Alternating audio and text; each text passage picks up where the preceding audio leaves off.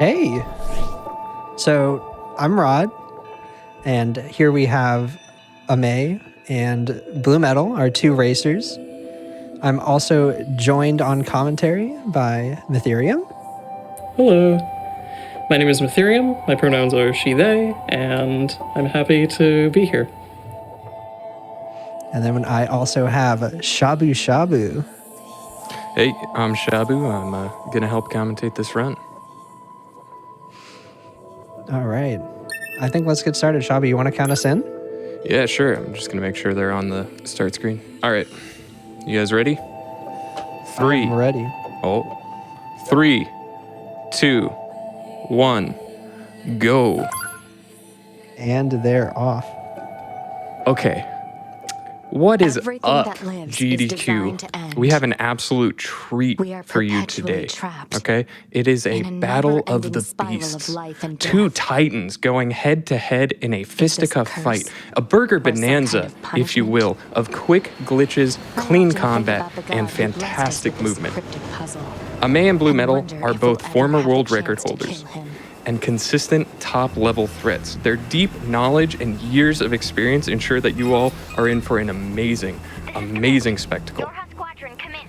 To cast this great race, I'm very, very fortunate to be joined by the best commentators in the biz. Sorry. I'm very flattered, Shabu. And Rod. How are you guys doing today? I'm doing great, Shabu. I'm doing good. Oh.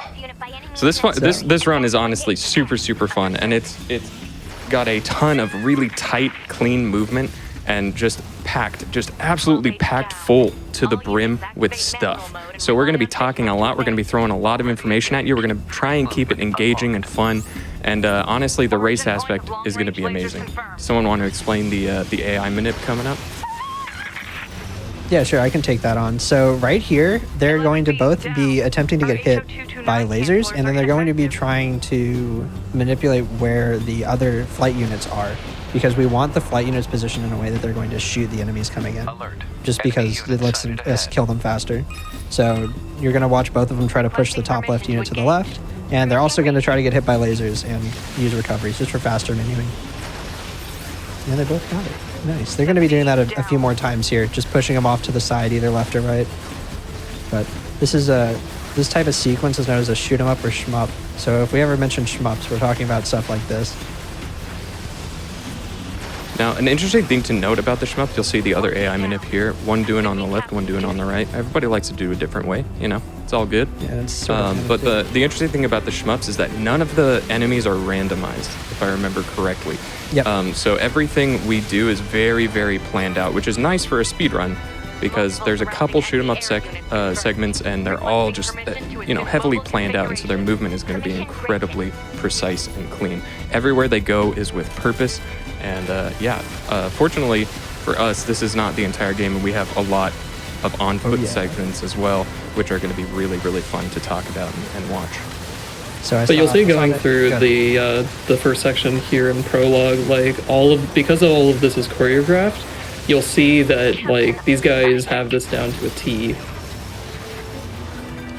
So I'm seeing a couple questions. I figure we should talk about our category real quick. We're doing any percent VC3 mod. So the A in any percent is because we're getting A ending, and VC3 mod is essentially a mod that gives you specific mats to allow you to upgrade your sword and some other stuff. It's essentially to make the run less RNG, so you can just play more consistently. It's possible to get all these drops just with unmodded, but it's way more fun to get the RNG that you're expecting and not have to play 5 times just to get the drop you want. Exactly. So they're both using it. I do and also... You'll also... Sorry, Shabu.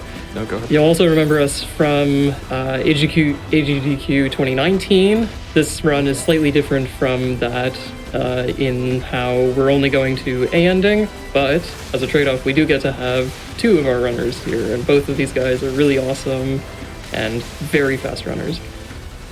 Incredibly fast runners. This should be an amazing race, honestly. I did want to say very quick, I will remind you when it comes up, I'm going to give a slight photosensitivity warning for one of the movement tech that we use. We're going to pick up a weapon called the Spear.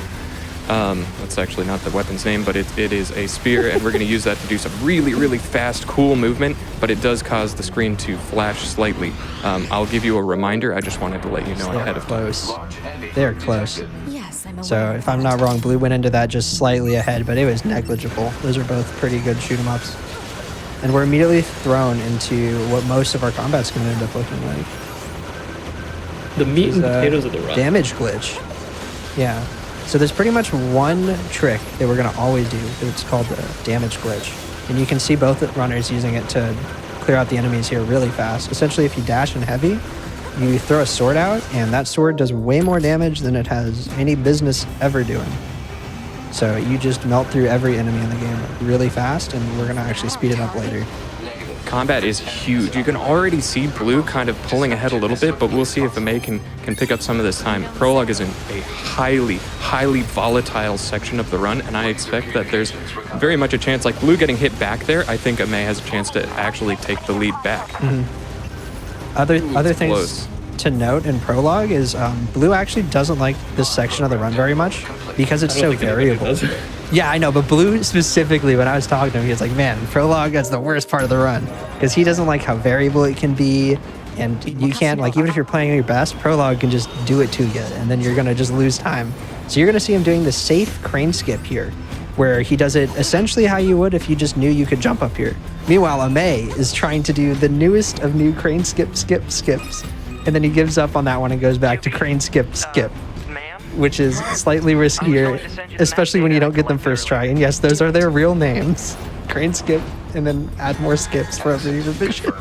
But you do get to see on Ameii's screen that nice aerial movement. We will get to do more of that long jumping, which is so nice. We can high jump, we can long jump in this game. It's amazing to be sort of have this sort of free-flowing movement in the overworld. Yeah, it's very satisfying to move around in this game. I do think that like small little moment is going to be one simulacrum of how the rest of the run might be going, honestly, where I think Ameiii might be taking some more risks, maybe eating some downtime, where blue is going to maybe be taking less risks and going for the consistent speed, you know? And we'll see if it pays off for Ameiii, and I think it might, honestly. So real quick, this is bridge skip here. As a new player, this is like the first hurdle you have to get over, literally, in learning to run, because the movement's really tight. So they both get it pretty much first try, along with some nice out-of-bounds movement. Yeah, a lot of this run is done not in what looks to be inbounds. Yeah, it's like kind of, it looks like you could walk there, but you can't actually walk there. You're not supposed to. It's pretty great. I really like this section on you can see it on Blue's screen. All like placing the sword and then lasering, and just all of this is very, very well planned out. All of these rooms, they happen in the same order every time, and we have exact paths for how to move through them, where to stand, where to laser, where to DG. It's all very well thought out, and there's blue leaving first here. So this is unconventional for blue. Well, unconventional for most runners, conventional for blue, but he doesn't do any skip or trick here. He just goes on his merry way. Meanwhile, I mean, the most consistent track is the best. Yep, and that is what blue goes for. And then clean. That is, Ameiii just did the newest version of Engel's swag, which is less swaggy than the old version. Yeah, but Ameiii picks up some more time. That's what I'm saying. And then coming into this fight, like, we have RNG, which sucks, yes, but it's gonna make the race potentially more fun. Yeah. But angles here are big buddy angles after we attack. After we attack the arms, a big robot's going to pop up, and that actually has RNG into the moves, and that's going to affect how fast they get through Prologue, and who's probably going to come out on top, unless they get the same move, which would be pretty great, honestly. Yeah. That being said, that's on the next boss. For this particular one, it's...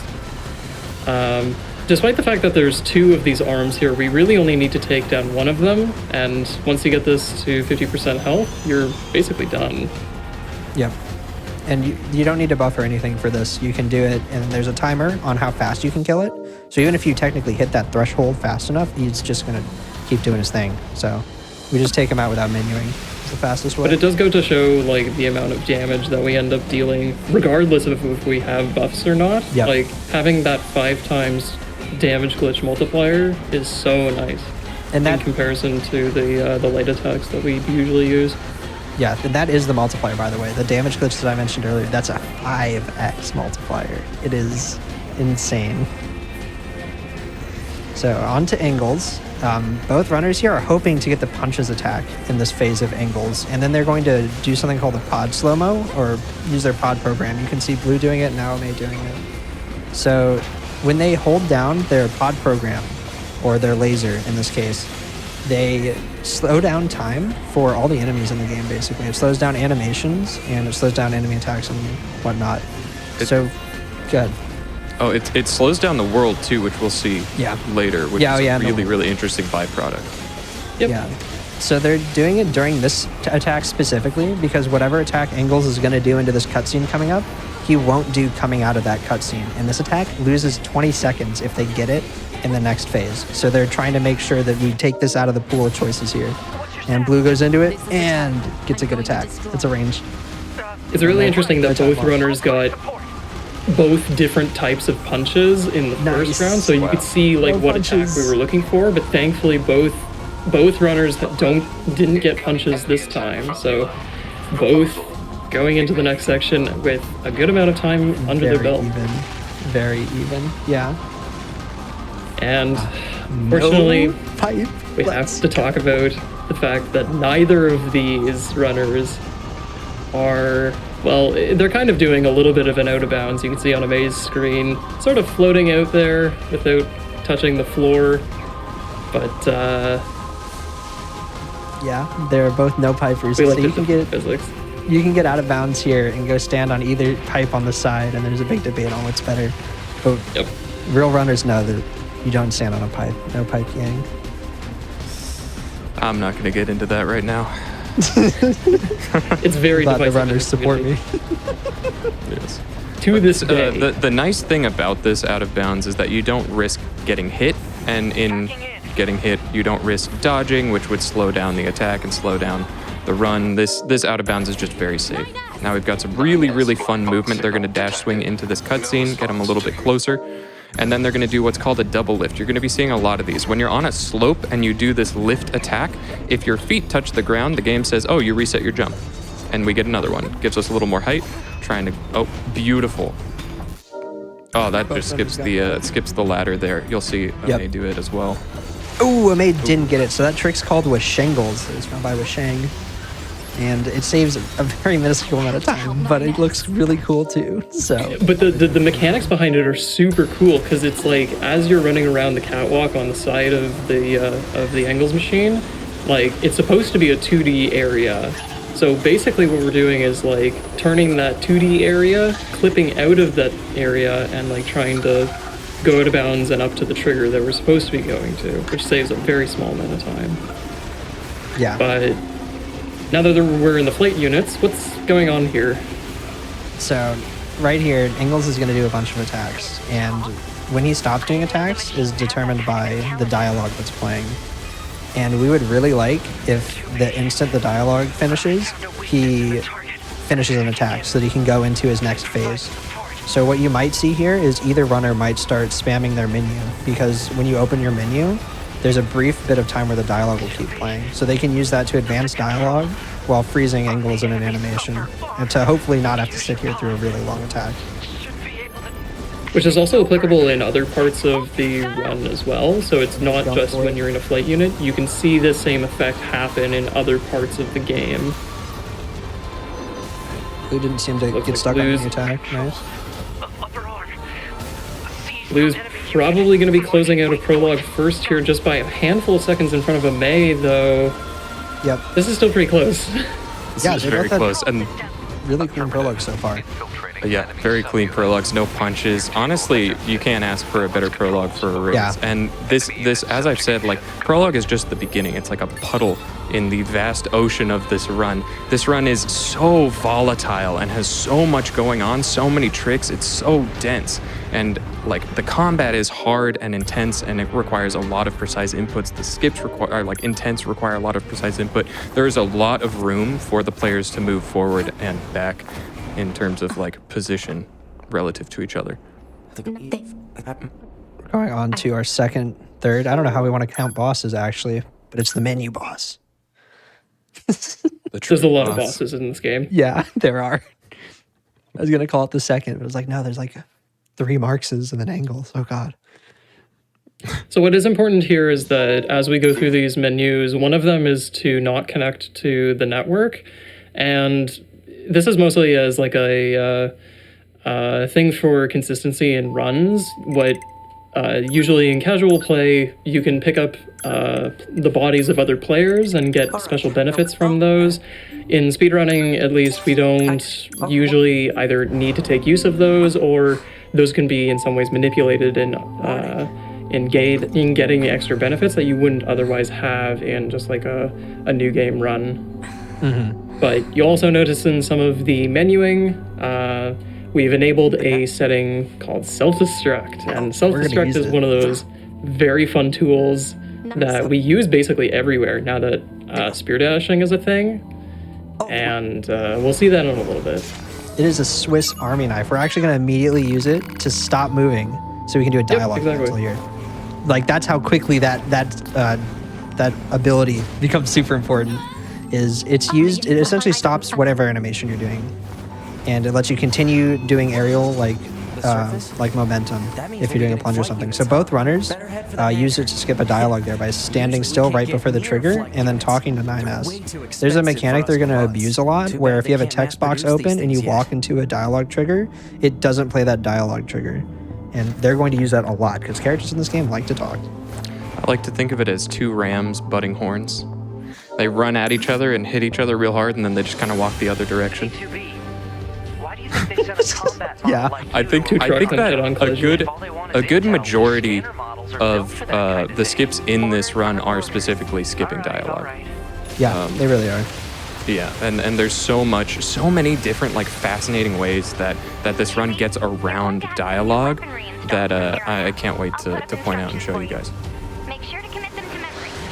All right, we're in our so now that we're back in the flight units, more killing of enemies here. Again, these are all pre-planned and pre-arranged, so BlueMetal does have a good strategy here of like taking these guys out quickly. Yeah, both runners doing it. These waves are all fixed again, so all they just memorization and using their newly obtained pod program, which they didn't have last shmup, which is the missiles you see them firing. Those flyers, the one Blue just killed, those can give you some RNG, the big ones. They can spin and lose you time. It looks like neither runner gets that. Nice, no Beyblades today. This is such a close race. It is, yeah. So there's a fun cutscene skip coming up. I mean, literally just how they skip the cutscene is fun. You can tell by where 2B is in her standing animation or where 2 bits of their flight unit overlap. And you can pause and skip, and you skip literally her standing partially up.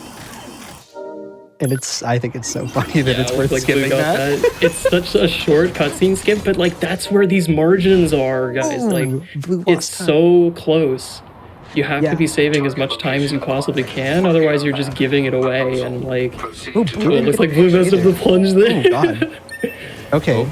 So they plunge from the top of this building, which is pretty standard, but something that they're both going to go do again, and Blue messed up the first time, was there's a slow walk into a lot of these new areas you're running into, and those areas, they have that slow walk, and then they play the little discovery cutscene you have to skip. If you're doing an attack into where you would start slow walking, you skip the slow walk, which saves about like 2 to 5 seconds every time. So here's Blue going into another one, dash punching into it, the shortest attack he could do. But he gets it. It saves just a little bit of time, but it also just looks clean.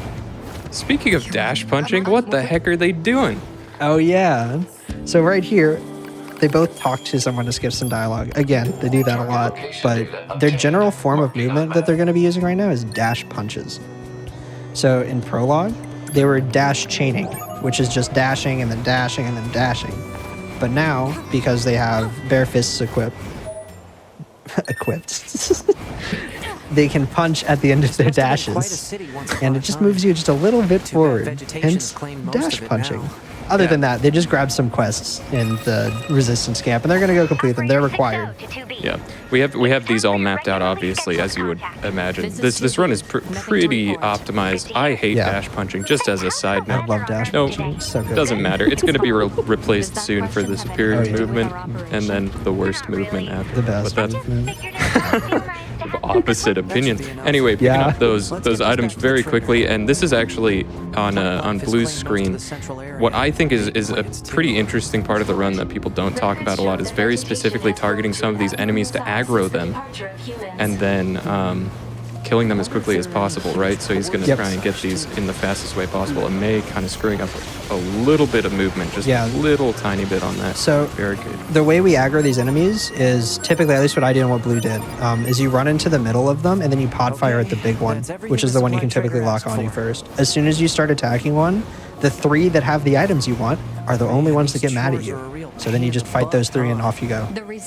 Which is a really unique property. Like sometimes it's very easy to get lost in that clump of enemies and just trying to determine which ones you need to kill or not.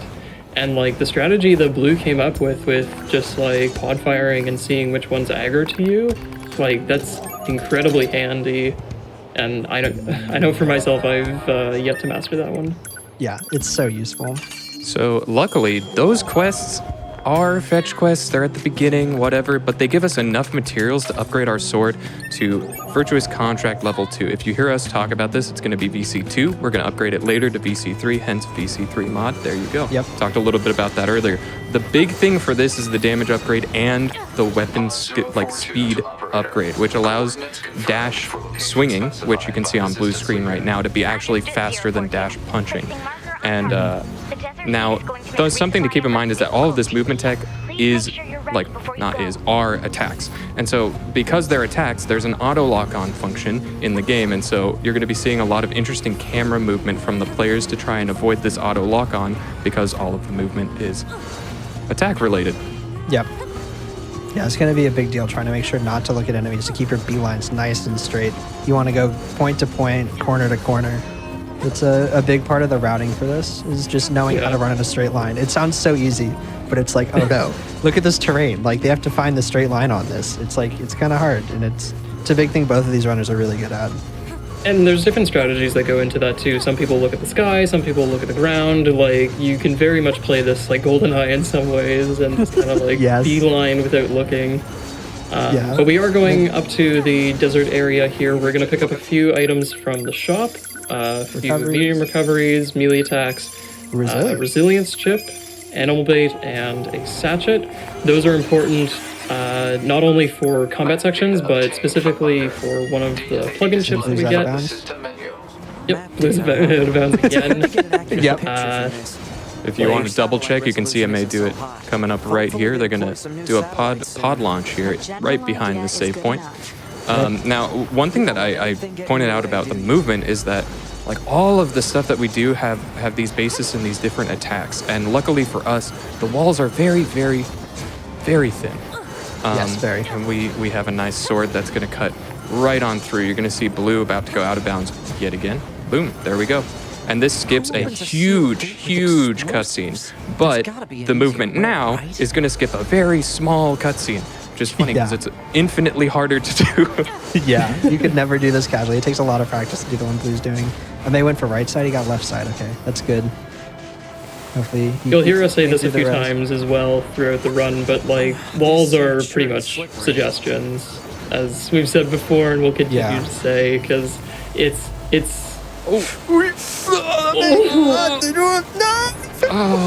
Dang. So that's one of the very small issues that happens with these out of bound areas is that like, there's a very narrow path along here in this cave, and like nice recovery. It's very common to fall off like that.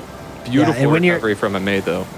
When you're in the air like that, having messed up a trick, that's one thing that it takes a little bit to learn. Like, what moves do I still have left? What have I not burned yet? Do I have my dash? Do I have my jump?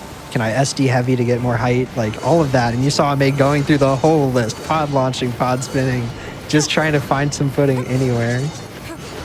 I love these sand slides. Oh yeah, this is the only time we're going to get to see them, so enjoy them. Sand sliding is pretty much specifically the only time we don't go point to point. Yep, specifically with that sandslide and laser combo that Blue just did, those flying machines have a very small percent chance of dropping a taunt chip, and taunt chips help an incredible amount with the damage output that we get, but also the damage that we receive. It enhances the natural ability from the pod by spamming the flashlight onto an enemy. That action of spamming a flashlight onto the enemy taunts the enemy, and we get to deal more damage to them. With one of these plug-in chips for that increase our taunt level, that increases the amount of damage that we deal, and also the damage that we receive from those taunted enemies. And part of VC3 mod is by showing us that full potential of here are the chips that we can get from those enemies, and we can get the maximum rating from those chips. That way we can get the most amount of damage from them. But Yep. so is it to say we're back out of bounds again? Yeah, Blue's already out of bounds again. You're going to see Ameiii doing something similar. This is to get into Atom Pit. We're skipping a ton of that robot walking around and us having to get triggers, but there's one trigger we need, so we do this insane out of bounds to go grab it, and you can see on the mini map when he gets it. Ameiii knows how to do this trick, but instead he's going to do a slightly different. Oh, did Blue mess up? Uh-oh. Blue didn't get really bad. Oh my Blue gosh. missed the Wow. platform. Okay, so there's a platform trick. Okay. There's a platform trigger that Blue has to hit in order to start the sequence He knows the in backup, though. Atom Pit, but it looks like he missed it on his plunge down, so he has to climb back up, get that Oh my platform, God, fall that's- back down. That's close huge now. for a man. Wow. It is. So what I was going to say is As long as Ameiii they're does a making totally this- different trick, and then he missed Oh my god. The spaghetti from both players. Ameiii does no. this other bizarro trick that he's decided to do, and it doesn't really save time, but it looks really cool. But then he messed up at the very end. It's even harder than the regular ones. But Blue Okay, getting so- the Now climb back both out of the players in pit. Atom Pit here, clearing it out. Now, the quick menuing that you're seeing, or that you saw on Blue screen and seeing on Ameii's screen, is they're just going to put the sword in the second slot for both, so that we can switch weapons while it's spinning. So you know that damage glitch we talked about. Now imagine, what if but two? Right? So, what if sword but two? Now we throw a spinning sword, switch weapon slots, and then double. throw a spinning sword. And so, double damage glitch. DDG. Yeah, Also this some is very the strange- combat. Some very strange camera work from both players. They're getting what is effectively an early kill on one of these machines, which is our objective, and that triggers, killing that one machine triggers the next segment to start counting down. There's basically a window of 30 seconds-ish where dialogue happens, and we have to kill a huge amount of these machines just to gain XP, gain materials, gain money. And starting that as soon as possible is very helpful. Also, Blue is making short work of Adam here. Yeah, and you're going to see Ameiii do the same thing. This fight, we know it down to like the most minuscule things. Between taunting, slow motion, and double damage glitch, Adam has no chance to do anything. Basically, we skip some of his cutscenes.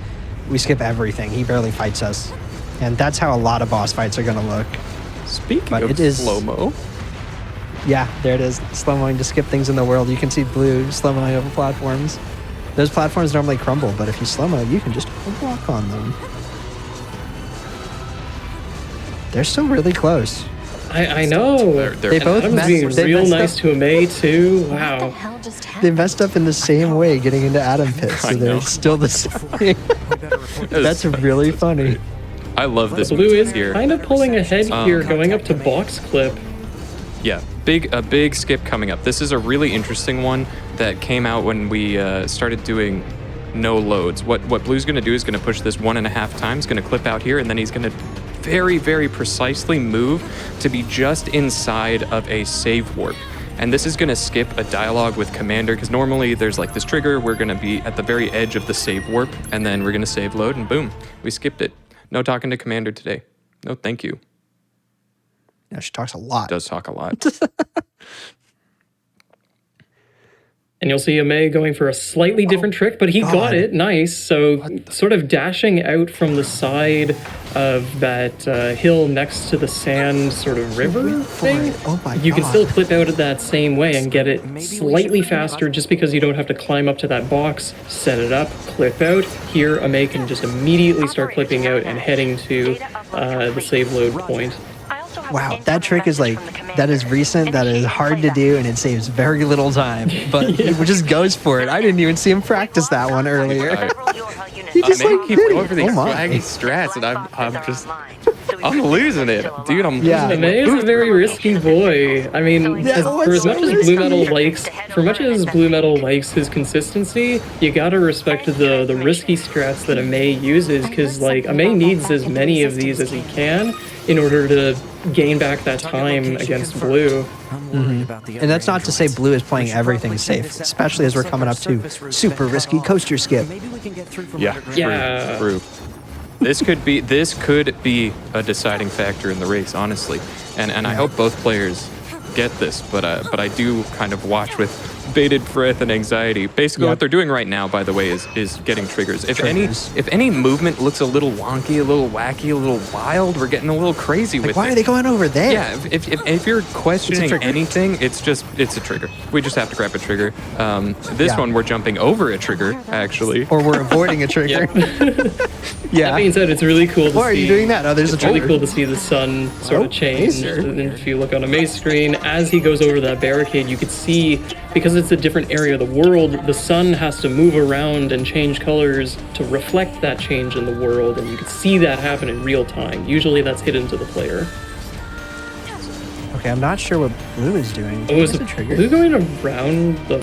I don't know what strategy this is, I think but... Blue maybe missed a trigger or something. Blue's movement looked a little weird, and I saw his game kind of hang up a little bit. Yeah, his game feed froze. I'm not sure what's up. But okay, maybe he's just a little worried. Yeah, he might be worried. What's happening. There was a thing that Blue did point out in... He just said tech difficulty. In the pre-show, privately, safety save. It looks like he's getting a safety save and trying to reload the save, but that does give enough time for Ameiii to go out of bounds here and cross sort of this river, and that's a good setup for the next big trick here for Just roller coaster skip. So for coaster skip, they're going to grab a bunch of triggers, and the most important one that they only have one shot at is to jump on the front of the coaster, but not actually ride the coaster to hit a trigger. If they mess this up, they ride the coaster and they have no choice. Nice, Ameiii gets it. After that, you're on a timer, essentially. You have to get a couple more triggers, and then that timer starts. The coaster's rolling, and you ain't riding it. So in this spare free time we have, we can do anything. And what do? We grab the spear, because the spear's good. Literally running the same way that we came in from this area just to grab a weapon. And killing a few enemies along the way. Unfortunate on Blue's end, but it does give Ameiii the lead, and so now we're going to be seeing, Blue trying to catch up instead, and Ameii's going to be going for these risky strats that can, and likely at least one of which will go wrong, right? Exactly, but it'll be interesting to see how Blue could potentially regain his lead. I mean, he lost that. It's unfortunate with tech difficulties, especially in this game. There's lots of problems with performance, but even still, like we have to persevere, and Blue's gotta make up that time somehow. And he Blue's speed ran restarting this game and getting back into it. So there's a bug that he's gotten a few times where his game just goes down to like 50 FPS. And did Ameiii? Oh my God! No! Well, they're even again. Ameiii didn't pick up the spear. He didn't pick up the spear. Oh he didn't my have enough God! time. I haven't seen someone do that in forever. Oh my God! Dude, this race is wild. We're back even again. So what Ameiii tried doing was getting out of bounds to that spear, picking up the spear, but at the last moment he tried changing the AI behavior of his partner to just like we normally do. Passive. And it looks like he missed getting the spear. The spear is a very crucial weapon, especially for the Bogart fight, because you can get some extra movement at the very end. But I don't think Ameii's going to have to do that after the theater. That's gonna be a lot of time, yeah. Blue can still make it out of here. Now. Especially with how fast Blue was in getting the game back up and running. Like I think that we have a real shot of this being very, very dead even. Also, I want to point out Blue picking up a small recovery there for a trick later, just for a little bit of consistent movement. And yeah, this spear, by the way, in a minute or two is the thing I was talking about earlier with the photosensitivity warning. Just as a warning. Blue, please grab it. Okay, Blue got it. Okay, Blue. As soon as you hit B on the Blue got spear, it. you have it. But you could see Ameiii starting to panic here, missing a few of those bodies on the crucifixes here, just sort of really needing to get those in a line here, but I don't think that was lined up perfectly in terms of getting them all in a single shot. But moving on to another phase from Bovor, just melting her with DGs or damage glitches. Yeah, this boss, you essentially can threshold her immediately everywhere. You can actually do too much damage to her, and it'll make her do a really slow attack. So, well, it'll make her do a random one, which could be slow. So we normally, oh, and Blue gets one of them. Oh my god. Oh no! He did too much Blue's damage. game.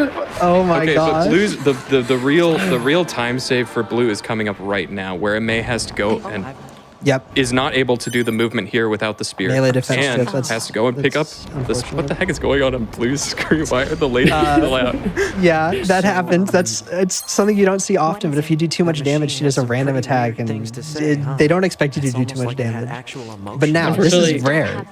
Like, Yeah. Ameiii has to go do this backup, and I'm pretty sure neither of them really knew this backup 110% by memory earlier, because they did a practice race, and both of them messed up Coaster in a totally different way. But they both did the backup, so I know they both know how to do it. We'll see if Blue can Backup do the trick on the theater door. Ameiii unfortunately missed it and had to go through the dialogue, but Yeah, it's really hard without spear. yeah. Although there are a few different ways of getting through that door. Yeah, but we practice with spear. Exactly. Because of how complex, like at the very end, once the fight's over in the theater, and you talk to one of the bodies on the ground to start the next section, the doors to the theater start opening very, very quickly. And so what you have to do is basically get around the door to where that hinge is, and trying to clip out of bounds from basically the other side of the door as it's closing. So it's very close on timing. Yep, and we see Ameiii doing the clip out here. You just plunge in the corner, and he's going to equip his weapons. The thing that Blue just did, as Blue goes to pick up this chip to see what he gets, and then hopefully get door clip. Range attack up +3, that's a Range good attack one. up +3. I didn't is see what very Ameiii got, close. but He got a melee defense. And Great, there's beautiful. and there we go. Blue got out of bounds here. That's basically they're gonna be skipping the neck and neck. dialogue. If Ameiii can get this, he's actually still ahead. Oh, Yeah. this is really difficult. Yes, though. he's doing it. Oh my god, he's ahead. If he You want doesn't to point fall out here. all of these tricks that they're doing are super difficult. Like the game is so optimized to this point that all the tricks are so ridiculously absurdly know. precise. Man, I really wish we had like heartbeat monitors on both runners, because good lord, Oh my they God, they'd must be be going. like stressing out so much, because both of them being neck and neck, and with a lead trade here, Ameiii like making his way into Pascal's Dorf or Pascal's Village here, like Oh my god, their heart rates right now, because not only This is is it a a good race. GDQ Both run, of them, not only is it a race, they it's both going all have to do over the place. backups. Like, Yeah, no, I also I do want to point out that they SD'd at the end of Beauvoir for a very specific reason, which is to set up a trick coming up in a little bit, and then they took a small recovery because you can't SD when you're at no health, basically. why are they SDing? They're gonna SD because they're gonna do a little trick here where 2B kind of squids up and she's gonna just sloop on past this gosh, sorry, sloop on. What the heck? No, it's different. Okay, so Ameiii does that trick. Ameiii does is something literally only Ameiii does, because if the animals are in the right place, they can be kind to him, and they were kind of in an okay place. It is just to make the lines a little more straight. But what you'll see both of them doing right now, and we kind of didn't mention, normally this is what we're talking about here, but they're spear dashing. So instead of they're having to doing- move that box out of the way to walk through that entrance in the gate, you could basically just plunge or do like a ground attack and tap SD, and you basically go through this opening in the gate. Yeah. But both of these guys making it into resistance camp, like Yeah. Ameiii might res be camp- ahead, but not too. Oh, Blue had to take a medium too. Yeah. Yeah, Blue did have to take medium, so he's going to maybe have to take another hit. So that SD sets up for a really interesting precise trick. It's frame perfect. And basically, when you die or when you SD, you have like a certain amount of invincibility frames, right? When you're standing up. And so what this allows is for us to maintain momentum, and doing that at the time we do it during Beauvoir allows them to get hit. But it all depends on... Oh no, Ameiii! No. D colon. Is he gonna keep the viscous oil or? I'm kind. All right, so everything Shabu said just now is a lie. Yeah, it's a lie. That was a death warp.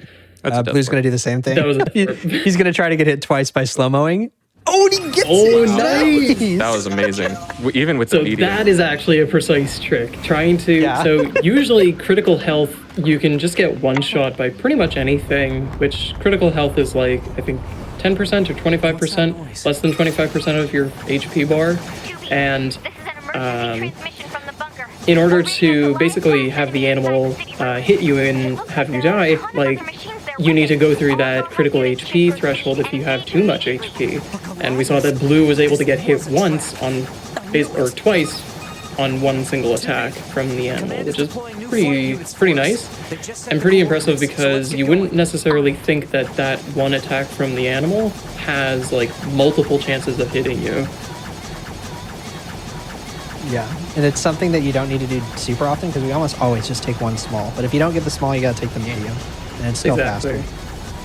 But I mean, I gotta hand it to Blue. Like, he's motoring here, getting slightly closer to Ameiii than I had originally seen from the beginning. I mean, Ameiii was almost at resistance camp before, and Ameiii slowly coming back to. Yeah, Ameii's also taking an unusual line that he takes.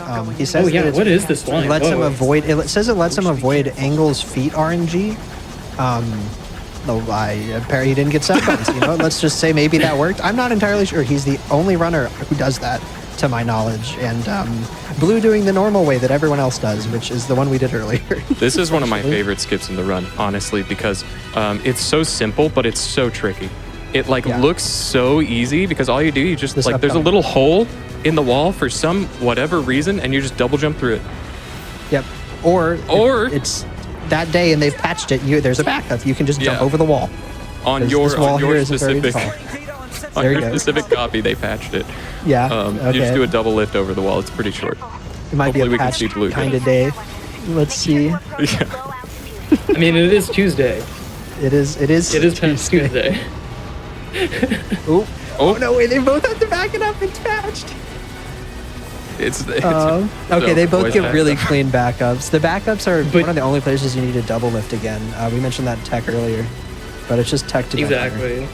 But instead of one of the techniques of going through the wall, you basically go over the wall, because it's just that there is nothing to keep you in that arena. Oh no! Ameiii didn't do enough damage to Angles. Oh my god. No, they're gonna No, be even. They're actually going to be even after this. So what you there's do is a- you buff up and, Yeah. and sit in a specific spot and use your pod program, and that shoots all of it into Angle's. God, Oh my. Okay, we're good. They're dead even. even. Yo, they're tied. Wow. Going into like literally the hardest skip, or at least one of the most complex to just do. And also, this is the first time this one's been on GDQ. I think maybe it was on during the anniversary race, but this definitely wasn't found when Fullest did his run.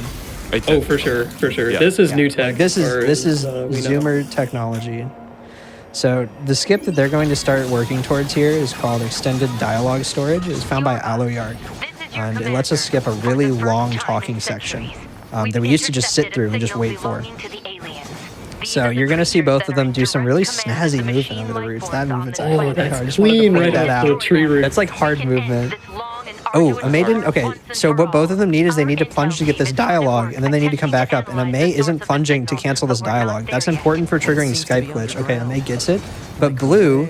Oh, and he falls. Blue taking a slight lead So here. Blue's Wow. getting the lead here doing EDS. So the next part of this skip is they need to go and talk to the stamp collector, who, if you're like me and had no idea who that is some guy over here. Did Ameiii not get Skype glitch?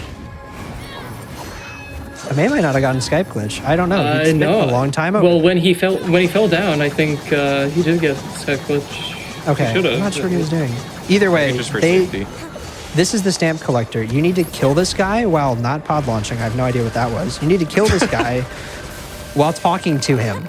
And then when you do this, you cannot hit any A, B, or start. You can't advance dialogue at all. So you need to use your keyboard to walk around and jump, depending on your keybinds. And then do an out of bounds to get over to essentially the cutscene we normally have to, the cutscene area we'd have to wait through. So with this dialogue up, they're going to watch a whole cutscene. Just watch it, movie night. And then as soon as they go into the next portion where there's normally a really long talking section, because there's dialogue up, we're going to skip all of it. And it saves like 30 to 40 seconds. So there's Blue progressing through. That pop-up saying you got the stamp book, I believe is what it says, is the one you have to hit A on during the cutscene. And then you enjoy this cutscene where there's aliens or something. But about aliens, I think so. But it's hilarious because this is literally the one opportunity in the speedrun that watching the cutscene is actually faster. Yeah, because that always breaks my mind. So much. These two can talk. But it also goes to show, like, it goes to show that using in combination the keyboard inputs and the controller inputs, because they are slightly different, and you do have maybe that little extra bit of control in being able to jump at the same time as not advancing the dialogue, and so you are able to clip out of bounds with this text box open and just skipping like 45 seconds, I believe, for that whole talking section. Yeah, this is real pretty bananas. This movement is harder than it looks, by the way. Oh yeah, the spear dashing is fun. So Ameiii actually doesn't even have to jump with the keyboard as far as I'm aware, because his binds are kind of funny on his controller. Exactly. You can bind them how you want, but regardless, that's generally how it's done. So, but making our way into the next section. He grabbed the chest there. They both grabbed that, actually. That is material we need to upgrade Virtuous Contract, our sword, to level 3, which is part of what the VC3 mod guarantees we'll have the mats to do. I'll take this chance real quick to explain Skype glitch. Basically, what Skype glitch is that we were talking on the phone and then we very quickly hung up on that, rudely. Awful of us, I know, terrible. From now on, though, people are going to be really pissed when they call us and they're no longer going to ring and they're just going to start talking. Speaking of just talking, we talked to our buddy and skipped another dialogue. Yep, very clean there. I just want to point out how dated Skype glitch sounds in 2022. I'm not going to lie, that's a pretty old name. Zoom exploit. Yeah, it's the Zoomer name for it is Zoom glitch. But I don't know where Ameiii is going. There's a dialogue there. He has time. Yeah, he just felt like being different. Delicious spaghetti. So there's an interesting thing when you walk out. You don't do it on this transporter exit, but on some transporter exits, if you see them pod fire in Pascal's village, that's to hit some enemies that are for some reason positioned in front of you and cancel more dialogue. Speaking of, I don't know how to segue into it. They're going to sell a bunch of items here. Because it's time to shop. Seamless, honestly. I couldn't even tell. Speaking of language. So they're going to buy recoveries, buffs, and upgrade their sword. I don't know, man. I see lots of words in these menus here, but the most important thing that we are going to buy is that Virtuous Contract level 3 that gives us not only more damage, more speed, that is a lot more fast, 19, but also, wow. So there was a massive chip he couldn't equip. I'll mention that in a second, but they're both going to be doing this mom skip. So there's a quest start here. There's like a trigger for a quest to start, and there's this huge animation that plays with it. But they didn't make the box for it very tall, so you can just kind of go over it. But as we were talking about with those chips, they're going to both equip Taunt, and they're both going to equip Resilience, which we bought earlier but never explained. But it's super important. It's probably like the best. Well, we can explain it now. So yeah, so now's the time. As we're going into this next section, like this is honestly where the real combat starts in A ending, where now that you have an upgraded sword, you have these plug-in chips, and you have like all this money and buffs, like you have the setup to complete like basically the rest of the game, at least the rest of A ending, and The tools that we use for that is one of these chips called Resilience. I've briefly spoken about that earlier in the desert section. Resilience basically helps us whenever our player is at either full health or over 80% health. We don't have this sort of knockback, stagger, I guess animation you can call it, once we get hit from enemies. So therefore, the less time that we are throwing out damage glitches, the less damage that we get to deal to bosses or to enemies. Yep. So if we can just face keep tank. throwing out damage glitches, then that's definitely a win for us, because even if we get hit, we can just heal, throw more damage glitches, and Because we bought max heals, so we're going to use them. And in A ending, you never finish your recoveries, so you can just go ham, take every hit you want, pretty much. Just be careful. Exactly. They are close. I'd love to explain this when we get to the castle, if you don't mind. The Mario Kart. We'll be getting there in just a few seconds, but like, I mean, going through the forest here, it's pretty much a beeline all the way through. There is some very weird nuances between the rock terrain and spear dashing. You can spear dash over some of that terrain, but others, like, you need to know precisely where you're going to be spear dashing in order to stay sort of magnetized to the ground. Shabu, you wanted to explain this one? Oh, you can explain Mario Kart. I just want Oh, the okay. castle. So, okay, you got it. So, right here, they're both going to be doing a trick called Rainbow Road. Blue does it a unique way that others don't really do, where he does a ton of spear lights. But essentially, we do a long jump instead of a high jump, and that just skips us having to walk up here. It's called Rainbow Road because previously there was a trick called Mario Kart we would do here. And yeah, naming scheme. Ameii's doing the more conventional one. Yep. Man, that is an old skip. All right, so Yeah, Blue Mario just Kart's clipping out on that route there. Super, super chill. I love this one because the devs really put a lot of time and effort into making this beautiful side-scrolling section. They also were really kind in giving us collision on these windows, which allows us to just skip all of that. Yep. And we just end up on All these of it. stairs and at the top, and literally all of it. Hey, it's the boss room. It's the boss room. Get the Forest transporter. Castle who? What now? Yeah, it's a really cool area that takes forever to go through casually, just like some other ones. We like Now go we're gonna fast fight. for great causes, though. Some robot thing. Who's this? 2B. It's A2. I don't know. I think the small machine just turned into an android. Yep, the That's my- small that's my baby turned into an headcanon for this. android. Annihilation recommended. Sounds about right. Now this is a Let's go, Lioness. pretty solved fight at this point, I think, but there's still room for a little bit of troll from Yeah. the boss AI. She can run away. Bunker to 2B and 9N. And It is she worth also- mentioning, though, you can kind of see this red outline. Nice. Actually, A2 wasn't that bad for Yeah, blue. she didn't But you run can away. see a small red outline around that humanoid, and that indicates that she's taunted. And that taunt, like, you can honestly just watch this health bar just melt, and like Ameiii and Blue both make short work of her. Ameiii got a little unlucky. She did run away, but Yep. something I we think didn't Blue talk got about is on Ameii's screen, you can see him do this like high jump over a trigger. That skips a really long dialogue, which is super nice for us. Yeah, that's you're not like, what, actually 3 minutes intended or to go this something? way. Yeah, Yeah. it's like 3 minutes They- or something. They want you to follow A2, but they do that by having a trigger that isn't tall enough, telling us to go the other way. So if we just jump over the trigger, we can just ignore what they want us to do, which is what we do. It'll be fast. As usual, the trigger's too short. And okay, so Blue shot the small robot there to cancel dialogue. He wasn't just trying to be mean. I'm just gonna point that out. Ameii's gonna do the same thing. Please don't. Please They don't both be do mean it. to Blue. It's for the speed run. We It's for the promise. speed run. I like to laser. Kind of funny them. seeing both runners, both Blue entering the transporter and then Ameiii leaving the transporter at the same time. It's close. I actually can't believe it. I know, man. Like we are going into sort of the mid game here, and like these guys are right next to each other.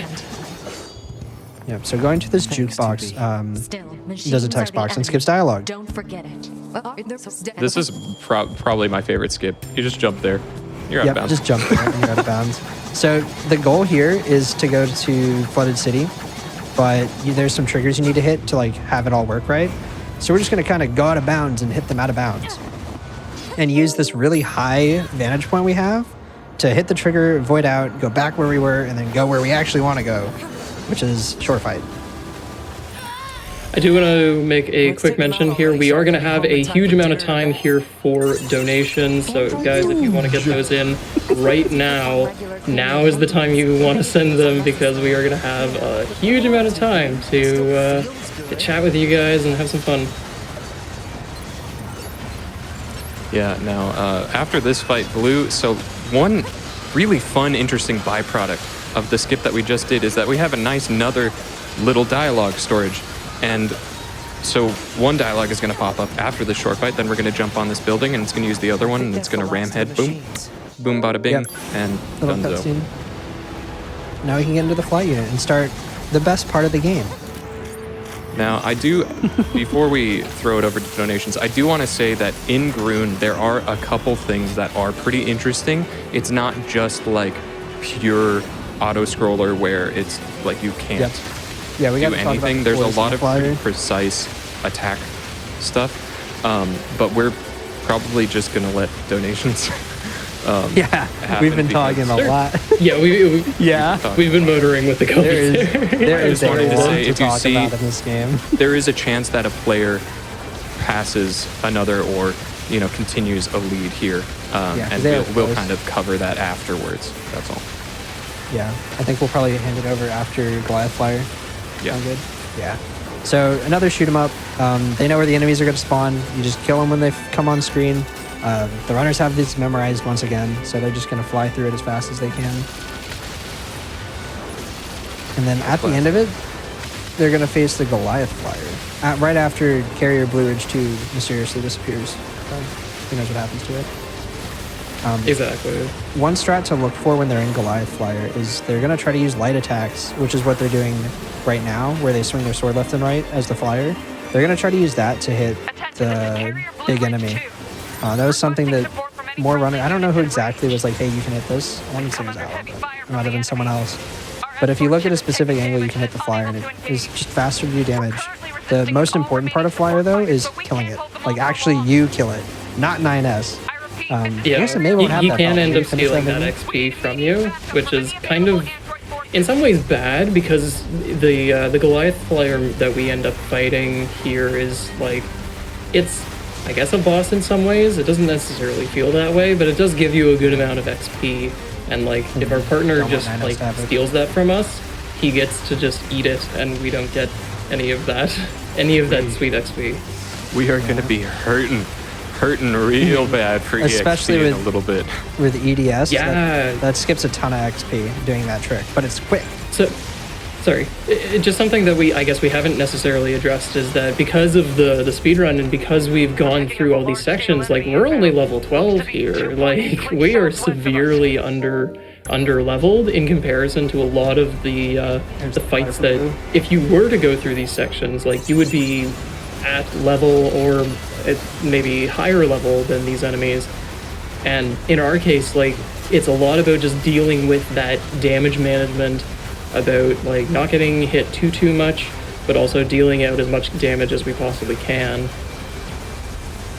So you can kind of see what we were talking about with Blue trying to light attack this Goliath Flyer here, and we'll see if Ameiii can do that too. But like, basically, because we're just far enough away that we can't normally light attack that boss, it's kind of difficult to make this go faster just because we can't damage glitch in a flight unit. Yeah. So just before we hand it over to donations, because Groon is about to start, if you see any of the runners sitting there staring at these things spinning in front of them, not being able to melee them, they're getting bad luck and they're unhappy. Yep. If you see orbs moving and they are just sitting there, Yes. weep for them. This is Groon. This is RNG auto scroller. It's long. So hey, Yeah, this is pretty. got any This is pretty time much an for auto-scroller. donations? Oh, there are so many. You all have carried this for almost an hour, so allow me to give you a breath here. Oh please. thank Let's you. kick it off with $50 here from Icefire, who said, "Happy birthday, BlueMetal. Don't forget to pick up Fang." Ice is the one who actually made this mod, by the way. Shoutouts to Icefire. He's very cool. Yeah, very cool. Alrighty, then we've got $250 here from Neobari. Just want to make sure I was reading that right. We're here to tell Cancer, this cannot continue. Fantastic. Another 250. Wow, I didn't realize how many 250s we have here. From Vrax, who says, I beat Automata last year, and watching the movement and skills the two runners employ is simply beautiful. There's another 250 here from Christian, who says, this donation is dedicated to my friend's mom, Gina, who passed away from cancer last year. She was a wonderful person who treated those around her with love and kindness. Good luck on the race, Ameiii and BlueMetal. Go show those machines who's boss. Except Pascal, don't hurt my sweet boy. Oh, no. This donation goes to getting the Final Fantasy VII Remake Intermission bonus game. Gotta have more races. And with that being referred to, our bonus game 3 Final Fantasy VII Remake Integrate is at $65,299 of $100,077.77. We are making solid progress there, so don't forget to put your donations towards that amazing bonus game incentive to keep GDQ going. Keep it coming, guys. Yeah, we weren't joking. It's like 10 minutes. Yeah, we're not even halfway. Alrighty, $250 here from Anonymous. No message, but allow me to say thank you so much for that $250. It really makes a huge difference. $15 here from Atomic CD, who says, NieR Automata is my favorite game of all time, so I'm delighted to see it run at AGDQ. This is my first time donating, and I don't have much to give, but I had to during this game. Glory to mankind! Glory to mankind. Mankind. Here is $75 from Kylan, who says, about 2/3 of the way to that Final Fantasy VII incentive, chat. I challenge everyone able to roll a d20 and multiply it by 5 so we can see this awesome run. Good luck, runners, and keep being awesome, chat. And if anyone needs a d20, I probably have at least 30 in the closet over there, so I'll roll for you, chat. Oh, this is a good one. $50 from Pod042. Pod Analysis. Donations towards GDQ event contributes towards Prevent Cancer Foundation. Assessment.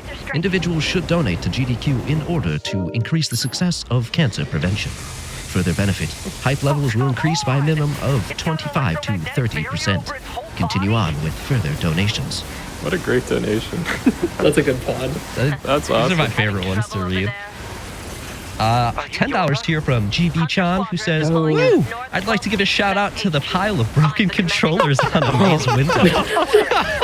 Oh no. They all tried their best. Also, yay chickens. Dude, the that's APM in this game is Yeah, so Ameii's controller he's using actually broke. He started getting stick drift. So he went to go buy an Elite Series 2, and he's had 5 or 6 of them now, and they all are just broken and unusable, brand new.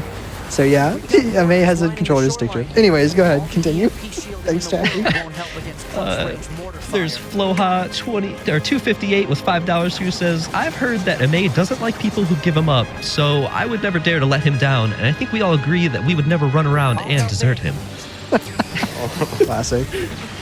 Thank you. $20 here from Canned Bread, who says, there once was a bot named 2B, way better at fighting than me.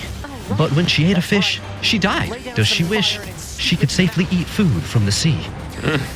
Nice. oh, not Mac 100%.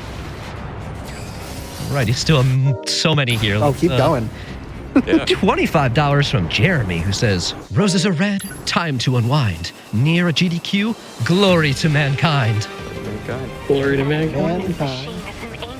Oh boy, really big one here. $500 from Paul from Switzerland, who says, just had to donate to the game whose true ending brought me the closest to tears since Earthbound. That's good. I am a huge fan of Earthbound and NieR, so great choices there. And thank you for the $500. Thank you.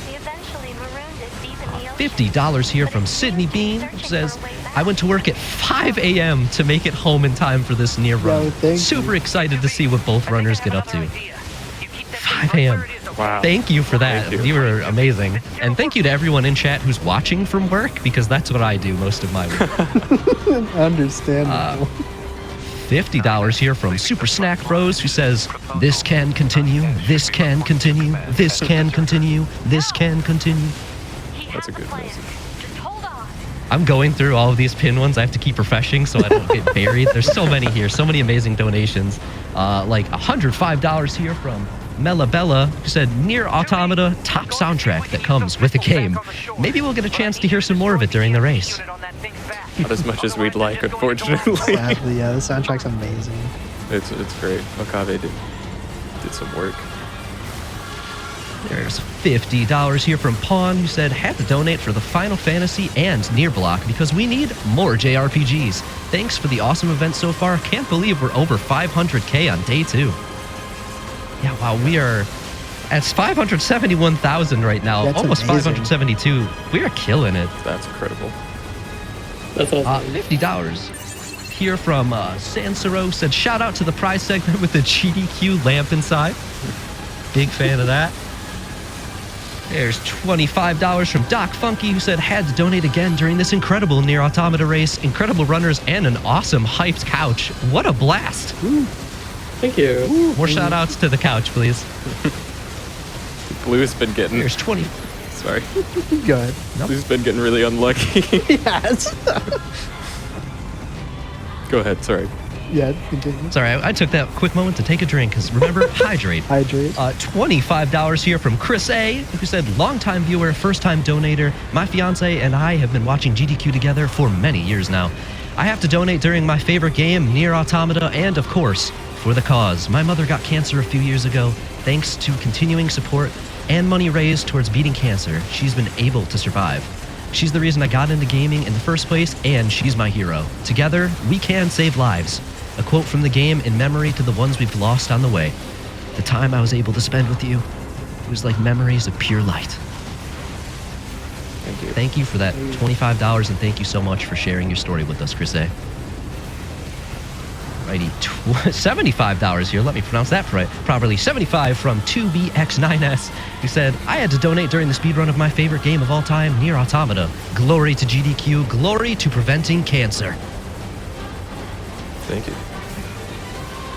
$10 here from Apollo, who said, my father was diagnosed with ocular melanoma in late 2020. It was found early enough that he could have surgery, get on chemo, and have the ability to monitor any metastasis.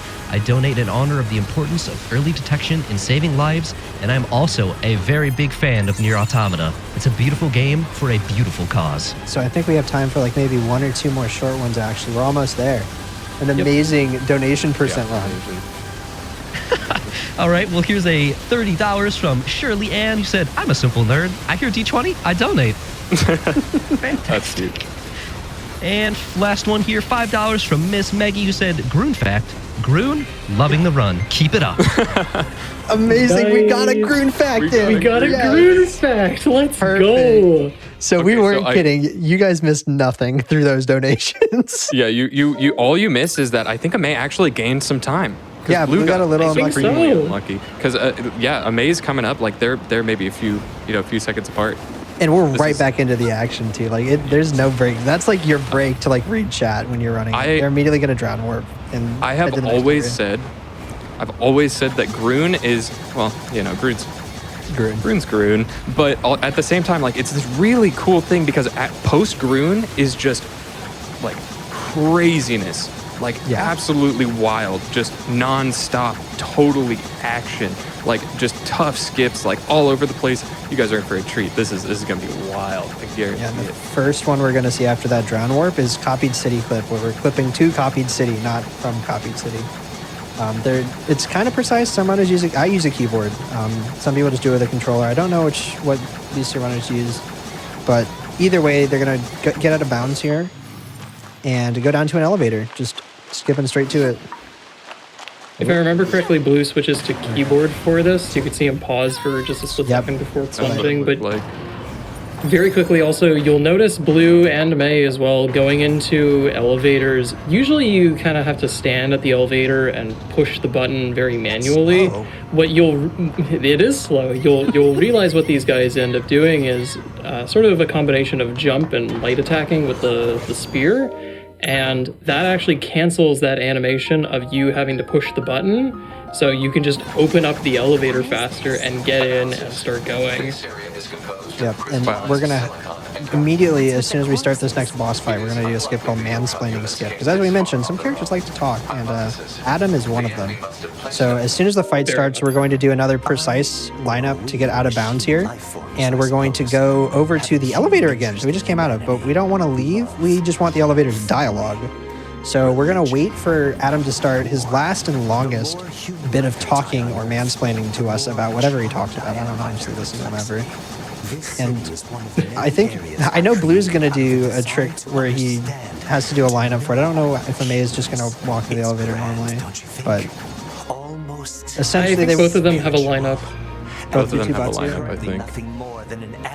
Because I saw Ameiii doing the lineup yesterday, or 4 days ago, actually.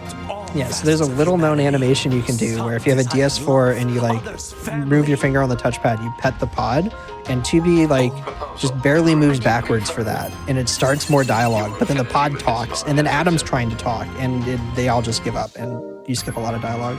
It's a lot of dialogue trying to happen at the same time there. And none of it works. And that really goes back in. Let us embrace Yep, and that really goes back into like dialogue, sort of head-on collision happening, and it really goes into display at that one point in the run. But trying to take care of Adam here, especially with Top+2, like we're getting up there in sort of one-shot territory if we don't have the buffs that we have. So like it's a little precarious to take Adam out, but even still, we make quick work of him. Yep, and you have to wait for him at the beginning. That's why you saw both runners do a bunch of damage and then stop. Ooh, Blue getting the bad attack. Adam has one attack he can do where he leaves the map and you can't hit him, and you don't want to see that. But I mean, Ameiii is like not even 30 seconds away. No, not even. They're I actually so just close. counted. It's like 20 seconds maybe. This and this section of Blue the road got is it, okay. super, yeah, Blue got it. So Blue just did a really important dialogue skip. That was 40 seconds of time save right there in the blink of an eye. Hopefully Ameiii gets it too, because they like to talk after that. And if you leave that little circle without canceling that dialogue, you have to wait like 40 seconds.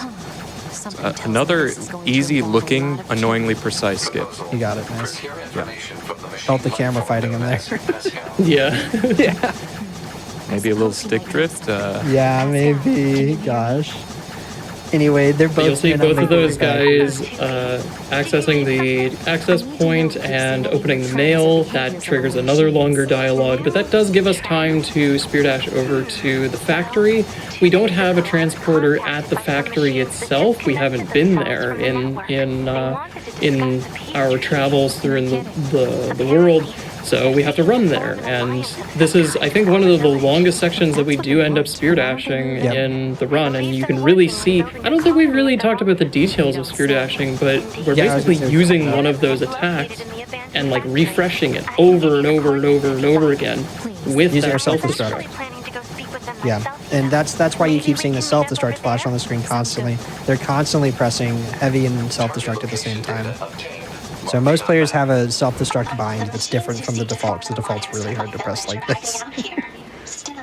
Yeah.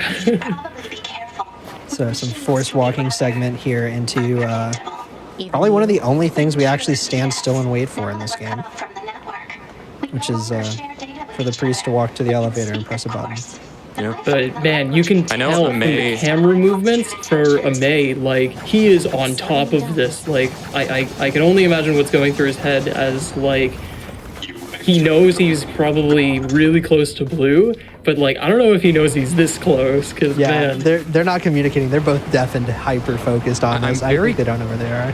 I'm very curious if Ameiii does what he was doing 4 days ago, which is during this, Ameiii goes up top where Blue is looking through really fun usage of some out of bounds and some double lifts and stuff, and kills a few enemies for a little bit of extra EXP. I'm really curious if... Oh, and we mean a little. It's like a very, very minuscule amount, but man, it looks cool. It is completely unnecessary. He can fall and lose time or something. I haven't seen him fall actually here. So that'd be kind of funny if he did it. No, but it does happen sometimes. Yeah. But yeah, either way, usually you don't have access to these enemies up here. 8 XP. No, I didn't level up. That's expected though. So we're basically just waiting for one of these priest machines to walk over and open this elevator. So there's really like this 18-second window of having to wait for an AI to come with you and open a door. But you could see Blue making good use of looking at the ceiling. And talking to Pascal. For some reason, talking to Pascal in this specific elevator just stops him from talking, and we end up saving a little bit of time because of that. But I do want to quickly get in the hardest part of the game. Essentially, this is like the craziest set of skips. Do you want me to take this, or? Yeah, sure, if you want to take it. Sure. So you'll see very quickly, things are going to happen stupidly quickly. Like, blue is going to try and clip out of this room here. Using slow-mo, one of these corners, we can just quickly clip right through with the spear, fall down, and void. Basically, voiding resets these enemies in this room, and we get to progress in the sequence here. Now, blue is going to open this elevator, try to go out of bounds, and get his way onto... dang. Unfortunately, that specific trick that blue just tried is so precise and so tricky in terms of not only angle, but also timing, too. We'll see if Ameiii can get this, but blue's going to try Deep Factory version 2 from what this looks like. Yep. So Ameii's going to try clip out. Or not, no. Yeah, it looks like both guys are going for Deep Factory version 2 for this. Yep. So it is a very tricky clip to get for the version 3. The reason they want to void out again here is because that platform we started on is actually really high up, and we're going to want that to go hit some triggers further down. So you're going to actually see the most difficult part here is what blue's going into, where he's going to plunge and time a void out right as he hits a trigger, so he comes back up. The door's open. And he gets a first strike. Nice. Beautiful. Nice. That's a really precise window. You do not want to. But that does also give blue, like, now that he has all the triggers that he needs, he can just plunge right to the very end of this section and complete the Deep Factory. Yeah, that's all of Factory basically done for blue. Ooh, Ameiii didn't get it. Ameiii avoided very close to that trigger. It is very kind of difficult just because the silo is right there, and you kind of need to swoop in and get that trigger. And that's the better way to fail it, which is voiding back up. If you fall and land down there, you have to go through a long section and lose a bunch of time. And actually, you'll see on blue screen right now, so being on top of one of those elevators is actually quite beneficial because you can be accelerating upwards and also do a long jump at the same time, so you are now not only traveling upwards, but you are traveling horizontally too, and you can really see that because so long as blue doesn't reset like one of his jumps, he maintains that vertical movement despite the fact that he's not even on the upward moving elevator. And you can see it again with Ameiii. Pascal, get in. He didn't get in. Trying to get Pascal into the elevator here is a little hairy, and that's what we were trying for Deep Factory version 3. And like being outside of that elevator is very beneficial, not only for the distance gain, but also for getting triggers and resetting the area.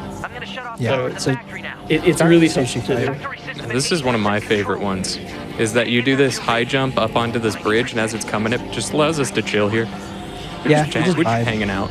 We're just hanging out. Normally this boss runs around and chases you. It's invincible. You can't attack it until a certain dialogue trigger, and we're just going to hang out. Yeah, they're just waiting for dialogue. It's actually, I use the music. You can tell like right as it's about to like pop off. But if you stop doing the heavies as the dialogue stops, you can count it out. And then they're going to slow-mo, double damage glitch, taunt, buff, everything, full-on DPS check on this boss. And blue gets it essentially as fast as you can. No shenanigans, no attacks. We barely even interacted with that boss, and we're leaving. Exactly, and this is really the section of the late game, and even including the rest of Deep Factory too. Like, this is very late game, and going in, starting with Soshi, we're going to get to other bosses upcoming too, but like this is pretty much starting to get to the end of the ending section of this game, and like it's just one thing after another here. I guess Shabu. I hear there's a skip named Shabu Skip. Could you explain? This is Shabu Skip. I did find this skip. I did not name it. The community named it because whenever we would go through this section, we would do all the skips that we do in the prologue. And it's like, I would always commentate and talk about how beautiful of a cycle it is. And how it's really cool how we start with we end with the first skip that we do in the prologue. And it's poetic almost. And when I found this skip, it actually skips me talking about it. So now we have to find a skip to skip me talking about it. And the cycle will continue and someone will take my place. Yeah, and that's what it would be called too. Oh god. But it's really, it's honestly a marvel, the kind of geometry that's out of bounds in some of these areas, and just like being able to clip out of that with the spear and navigating that out of bounds, and even some of that out of bounds is kind of tricky because you can fall into like the lava area, and almost soft lock in some ways. I have seen it before, and it's quite tricky to avoid. And Ameiii does the harder versions where you spear dash. Yeah, Ameiii does the harder version, staying out of bounds longer. Wow, that's beautiful. I do want to say that is the last like major skip too. Like that's the biggest, the last out of bounds really. We do have a dialogue skip, and then we have some like combat, skips, what you could consider skips by really clever usage of slow-mo, DDG, and taunt, which I do want to talk about, like the APM, since we have just a moment. And the APM of combat is insane because you're clicking flashlight manually on and off. So you're clicking flashlight with 1 or 2 buttons, and it's like, and then while you're doing that, you're pressing dash plus heavy, and then you're doing slow-mo with 1 button, but then you can't slow-mo too long, especially because you have to switch weapons like in between DGs, but you can't switch if you're slow-moing, so then you have to pod fire to re-slow-mo. So you're doing like taunting with flashing the flashlight, dash heavies, switching, holding down pod slow-mo, and pod firing to reset pod slow. It's insane. And then you got to worry about not dying through all of that because you got to heal too. Yeah, the positioning is super important. It's and managing your buffs. It's a lot to handle. Yeah, and these runners it's something make it look easy. You just get a feel for it. Like it's like riding a bicycle is what I've said before. Like once you know how to slow-mo, DDG, taunt, heal yourself, it's just like, oh yeah, it's time to turn combat brain on. And right now they're both going to have their combat brains on. Exactly, and it's also something I've told this to newer runners too. Like you kind of have to layer it on. Like you can't exactly start from 0 and try to DGG slow-mo, like everything all at the same time. You really have to break it down. And like good combat, and we've said this before, but like good combat is where a lot of that time save exists for people. It's not necessarily skips, it's not necessarily movement, it's combat. Yeah. Speaking of combat, Blue fighting Sushi 2, Bokushi, whatever we want to call it. But there's a type of skip you can get there where Sushi doesn't fall down, and it's called knockdown skip, and Blue didn't get it. As we go into Core 1, where it's basically another DPS check. This is still honestly so close. Like this could come down to some Atom RNG. Yeah. By the way, so to be honest, like he's fishing. Let's go, Blue. At the very end, I think this could be down to like phase 3, phase 4 Eve, where like this is so close. Like Blue does have a pretty sizable lead over Ameiii, but like that could very easily change with a bad Eve fight. Yeah, easily. So speaking of Eve is a one-shot without buffs. If you don't have buffs on, Eve will just kill you. So... I know the reality of that too much. Ooh, knockdown skip. Nice. Ameiii getting the fast. Sushi too. Using SD for its intended purpose. So we do end up SDing there because there are several machines around that the boss, and we're able to just get a little bit of free XP with that, and not only setting us up for that cutscene skip, but also setting us up for like maintaining our buffs on core 1. Like there's a lot of moving parts in this section that are just like going through these people, these runners' minds like at lightning speed. Yeah, like for example, Core 2 here, the slow-mo, the lining it up, the DDGing and everything, it's all really specific. And then you end it with a dialogue skip. It's crazy. Very nice, Blue. Making short work of Core 2 and going into the crater here to fight Eve. Enemies trolling him so much. Getting roughed up. I can hear the expletives in my head. Yellow flag. Flag on the stubbies. All right, he's going into the final boss. So the final boss is going to come at you fast. It's essentially don't get hit too much that you die, and slow-mo DDG. That's like how most bosses are, but this one's a little more picky. It's going to be a skip. Until phase 3 or 4. Yeah. But even still, there's a lot of skill here that goes into taking down Eve as quickly and efficiently as possible. Like, Blue got one attack out of Eve, and swiftly moving on to phase 2 skip here, Blue's going to slow-mo and deal like an insane amount of damage to Eve, to the point that Eve can't heal up his health bar, and just immediately trigger the cutscene to start the next section. Nice phase skip. It's a lot easier to do when you have taunt and VC3. It's possible with worse weapons. But now we're getting, this is like where it gets risky. You can get one shot if you miss a buff. So And right you can here, also get double hit and stuff. It's yeah. So blue's gonna slow-mo, taunt, buff, fire 2 lasers, and then go in SD after a little bit of pod fire. And that should finish this phase. Boom. nice. That skips I'm very surprised that second ton of attack work. didn't just clip him. Yeah. I was looking at it just kind of like, Ameii's going into phase skip. So now we got blue's praying, Eve, don't fly away from me, please. And then he's gonna buff. Wait, Our feed froze. oh no. I can hear the froze. audio. I don't know Though. I what's hear the going audio. on. You're good. It's good. It's good. It's good.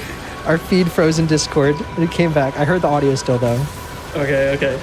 Does Oh, Blue Eve, does Eve, make Eve. short work of Time is Eve coming here, up. Eve's so going nice. into the Time is very coming end. Time is coming up for Blue. Once the cutscene starts, on Blue's side here, Ameiii going into Eve phase 3. So close. Let's hope Ameiii pulls this through to the very end. Yeah, that was an amazing run from Blue. The fact they were so close the whole time is awesome. 2 Time is lasers. coming up on SP. Blue. Nice. All right. Pray Eve doesn't fly away from Ameiiii. Let's get a And clean on finish. Blue. That is a GG. Great race. Oh man, that was incredible. This is, yeah. This is even closer than their practice earlier. I know. Ameiii, And that was so maybe like a minute or so behind. Actually, not Oh even. my like God. 45 Yeah, seconds yeah. or so. 30 seconds coming up till on- time on Ameiiii. on Ameiiii soon as well. As he waltzes around. Where's he going? Ameiiii, come Stick back. grip. Ameiiii, come back. Ameiiii, This come is back. stick grip. Is causing Ameiiii to walk away. Oh no. Could you imagine? Oh no, he's walking away. Ameiiii, walk back, quick. There's a trigger at 9S. You need to get it. Ameiiii, the trigger. Ameiiii, no. Back just in time. Perfectly calculated. And that is And time time for Ameiiii. on Ameiiii. GG's. That was an amazing race. Wow. So unfortunately, we're not going to have Ameiiii or Blue in for final comments, but man, that was an incredible race between 2 really awesome runners, and I'm glad that I had glad that went as really well as it awesome did, too. commentators to join me, Yeah. and everybody in chat too. Thank you so much, everybody. That was such a fun race. Oh my lord, that was really, really amazing. Yeah. So if you liked that, make sure to go follow Ameiiii, go follow BlueMetal. Their Twitches are coming up. Ameiiii with 3 eyes. BlueMetal. I don't know. There's no funny way to say And it. if you're interested in running the game yourself, we have a Discord. I won't take the honors from you, Rod. I know how much So- you're paying it. Our vanity URL for our Discord is sponsored by Drakengard.com. We're not actually officially sponsored, but it is just sponsored by Drakengard.com. That's for the The new NieR. speedrun community, and Yep. and GDQ is not affiliated with Drakengard. No, neither But is the you can also Drakengard find us speedrunning on- community. Yep, you can also find us on speedrun.com. We have guides, text guides, video guides for the A ending runs and longer as well. If you're interested in checking those out, hit us up. Thank you, Thank you guys GDQ. Follow Myth Thank and you, Shabu GDQ, on so Twitch. much for having us. We really, really appreciate it, letting us show off this game for such an amazing cause. Yes. It you so really much. means a lot to us. Thank you. This has been amazing. Thank you so much, Yeah. guys. For me personally, you can find me on twitch.tv/Mytherium, the same way that you spell it on, as you see it on the stream. I don't stream particularly often, but I do like NieR, so. Yeah, same for me. Mine pops up RodG 1400. I mostly stream Drakengard, which is somehow related to this game. You can follow me if you want to figure that one out. I'm Shabu_TM, but it's been like a year, so. You've been on more marathons than you have streamed yourself. Dude, I like commentating. It's fun. I know, and we like having you for these. Anyway, thank you again, GDQ, so much for having us. Really appreciate it. Thank you. And good luck to all the other runners as well. There's still lots of great runs to come, and keep those donations rolling in. I want to see you. Have a good night, Great. guys. Alrighty. Well, chat, let's talk about such an amazing race. My brain was running about as fast as it could just to understand some of those out of bounds sections. And I was definitely laughing behind a muted mic with some of the names like Crane Skip or Skype Glitch or Mom Skip, which are some of my favorite parts of these speedruns is learning the different names. So let's give a big hand to the amazing runners, Ameiii and BlueMetal, as well as their amazing couch of Mytherium, RodG, and Shabu Shabu. We've got some time for some donations here, and we have a bunch of Automata-related ones, so I'm going to pick a theme here, and we're going to go with it real quick. $25 to start us off from Fenris is glory to gamers like you all, running and donating for an amazing cause. There's $5 here from M5, who also says glory to mankind. I've got $50 here from Grins Evo Gel. Want to make sure I get that right. It says, came home from a night shift right now and happy to enjoy some NieR Automata before going to bed. Just yesterday had a really nice and rather young patient diagnosed with one of the more gruesome forms of cancer out there. It's just so frustrating. So let's help change the fates of generations to come for the glory of mankind. Oh man, I just heard the music cut off. It's so sad. I love the NieR soundtrack. Here's a really good one, 123.45 from Mattingue, who said, thanks to all the staff for organizing yet again such an event in these conditions. Thanks to the NieR Automata runners, they were both fantastic. Thanks to the commentators for their composed and instructive comments. NieR Automata is a very favorite game of mine. Thank you all. Glory to mankind. Alrighty, and I'm getting word that we have an amazing interview that's about to start here with Jay Hobbs and Dr. Bernard Levin from PCF. Take it away. Welcome back, AGDQ 2022 online. Thanks for sticking with us through the break. My name is Jay Hobbs, and I am joined by Dr. Bernard Levin, who's going to be telling us a little bit about what he does with Prevent Cancer Foundation. So, Dr. Levin, thank you so much for joining me. Thanks, Jeff. I'm really glad to be here today. I've been affiliated in one way or another with the Prevent Cancer Foundation for quite a few years. I was struck by the visionary leadership of Carolyn Bowe-Elderjay, who has been who was the founder, and have long been admirer of hers in all the work that she and her colleagues have done. I've been co-chair of the Scientific Review program, and I'm also chair of the Global Grants program. In those functions, I've been privileged to see a wonderful array of mostly young scientists who have ideas about preventing cancer.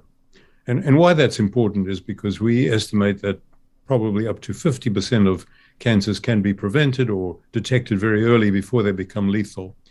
And the foundation has been dedicated for years to those causes and has done, I think, stellar work in funding young researchers, mostly some older researchers who have rechanneled their efforts to try and achieve these goals, giving them grants to get their careers started, and then they in turn achieve great things by getting more substantial peer-reviewed funding from other agencies, such as the National Cancer Institute or the American Cancer Society.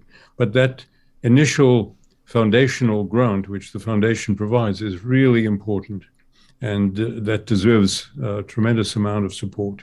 Yeah, I was fortunate enough to actually be able to talk with some other folks at PCF leading up to this event, and there was so much kind of joy that would light up in people's faces when they got to talk about these grants and about how they're able to give folks a shot at that they might have otherwise not gotten to get that funding and do that research. Are you, as part of the review board and everything, what are you exactly kind of looking for when you're looking at some of the people who submit for these grants? First of all, it's important to make clear that it's a very selective process. We receive many applications because, as you all are aware, money is tight for research. And what we're looking for is innovativeness, a creativity, a commitment to a career in cancer prevention. So many of these people, in addition to doing the research, are also taking courses in a variety of important areas related to cancer prevention.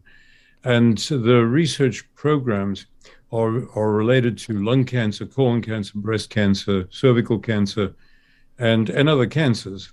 But the important issue is that the individual show a spark of real creativity and innovativeness, and has the ability to perform this research within a reasonable period of time so that it's a practically useful grant.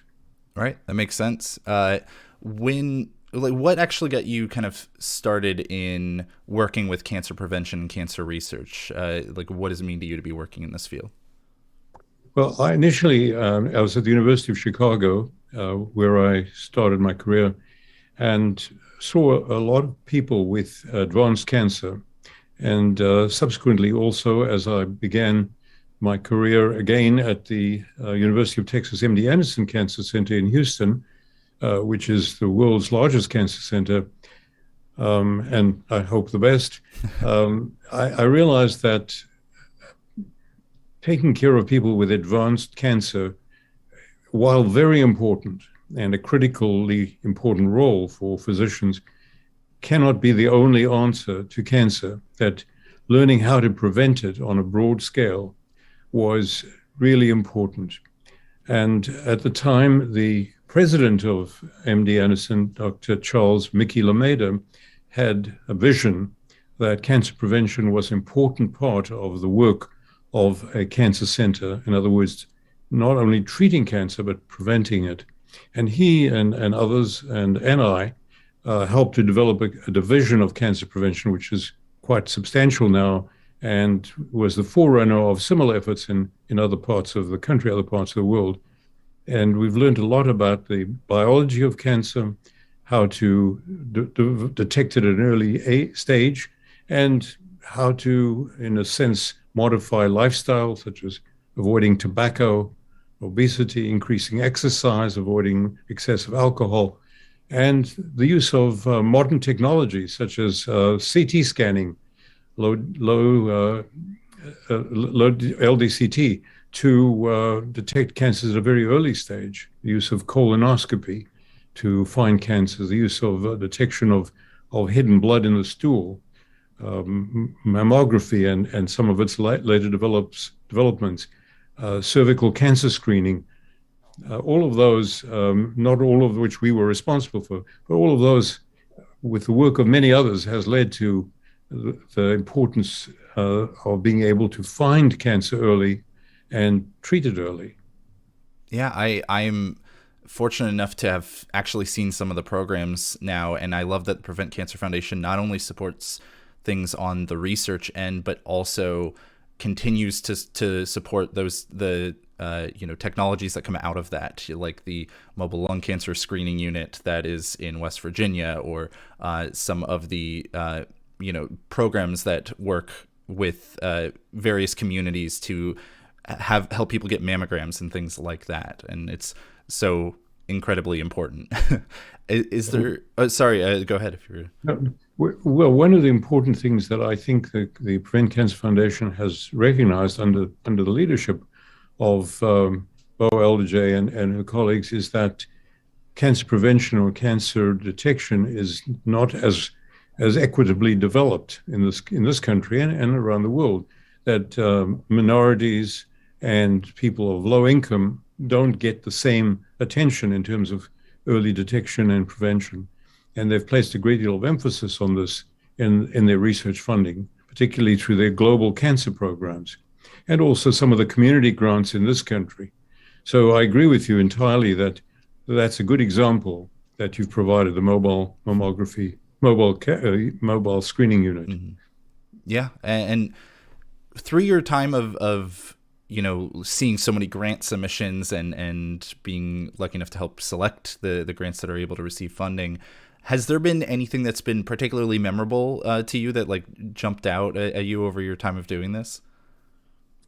Yeah, well, actually, it's hard to enumerate all of them because there are a substantial number of excellent grants that have been submitted. I suppose on a global level, some of the most important work, I think, was done in parts of in Mozambique and along the Texas border in Brazil by colleagues in cervical cancer screening. And as we know, HPV, the human papilloma virus, which causes cervical cancer and also anal cancer and some head and neck cancers, can be prevented by vaccine and also can be detected at an early stage and measures taken to prevent it from advancing. And cervical cancer particularly is a very important target because many lives can be saved. So I think that's perhaps amongst the most notable, but there are many others too that are really important. And I can only say that I wish the Prevent Cancer Foundation could be expanded and duplicated or triplicated because it's such an important work that is provided for. Well, that's what we hope for too, and that's why we're always hoping to raise more and more money with each of these events. Well, I wish we had more time to speak about the important work that you do here, but we do unfortunately have to move along. I wanted to leave with one kind of quick question. Do you have any kind of history or connection with gaming in any way over the years? As you know, that is kind of the theme of this event. Yes, well, of course, I applaud what you're doing. Yes, looking back, I realized that our children used to play Super Mario games and SimCity, and I myself was always interested in the use of the Microsoft simulator, aviation simulator. So yes, I honestly can say I've had a little exposure to gaming, and not currently though. But yes, I can see how that can be very powerful. Yeah, I don't think we've seen a Microsoft Flight Simulator speed run yet on the big stage, but we'll have to hope somebody will make it happen somehow. They'll find a way to speed up the trip from LA to DC, and that'll be the the way that they make it happen. With modern technology, you can do that in a few minutes, of course. Yeah. Quicker than the airlines are currently. Of course, yeah.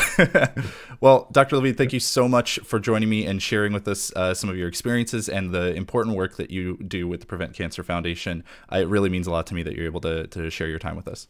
Thank you very much. It's an honor for me to be here too. All right, and thank you all for watching, and enjoy the rest of AGDQ 2022 online. Thank you.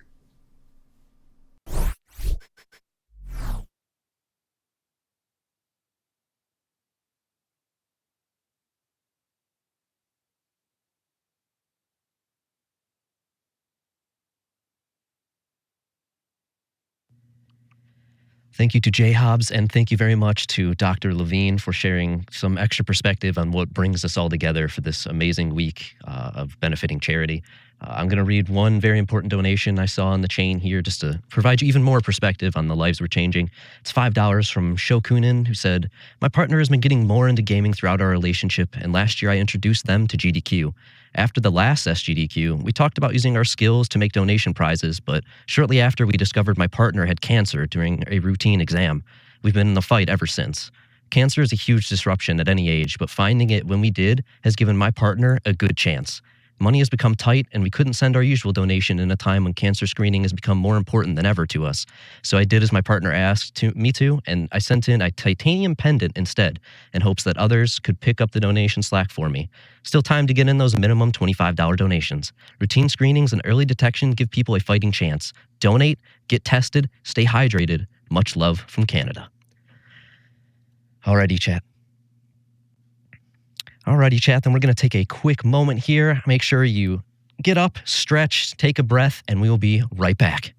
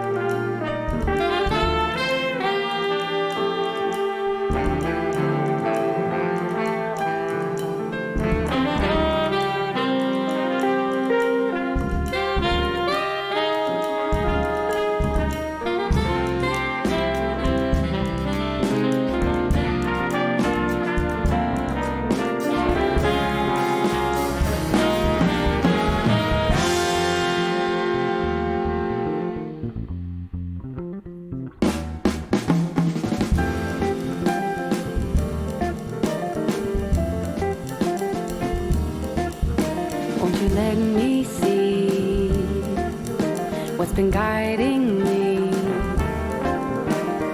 Let me go inside, let it guide. Can you hear my voice as it clears the void? Let it go.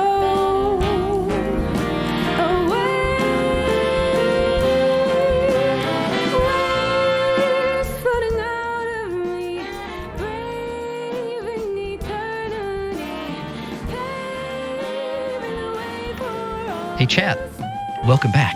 Have I ever told you that you're super cute? Because you are.